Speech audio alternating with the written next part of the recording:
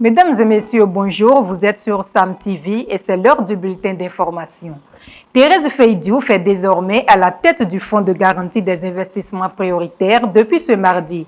Elle succède à Doudou Ka, qui a géré cette institution depuis sa création en 2013.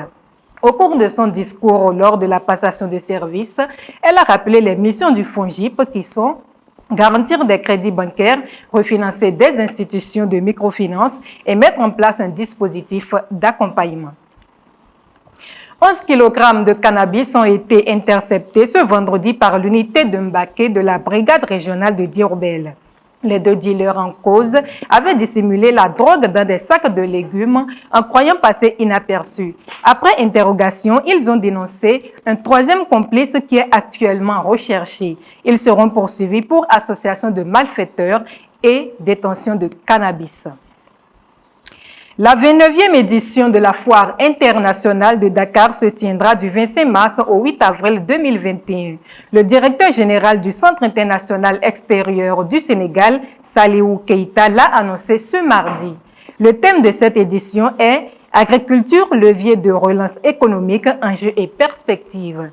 Selon le directeur du centre, toutes les dispositions sont prises pour l'organisation d'une foire professionnelle et inclusive.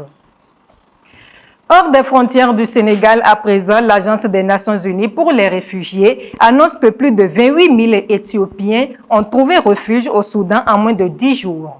Selon l'institution, la moitié d'entre eux est constituée d'enfants. Les réfugiés ont fui les combats au Tigré, région située au nord de l'Éthiopie. Depuis une dizaine de jours, la région du Tigré et le pouvoir central d'Abiy Ahmed se livrent une guerre sans merci. Les Tigréens reprochent aux dirigeants de gouverner seuls depuis son élection. La France a dépassé la barre des 2 millions de cas confirmés depuis le début de l'épidémie du coronavirus.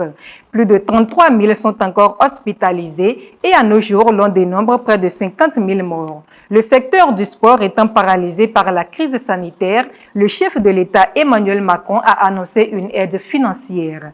400 millions d'euros seront donc déployés pour aider les clubs, les fédérations et les salles de sport. C'est tout pour ce bulletin d'information que je vous remercie d'avoir suivi. À bientôt.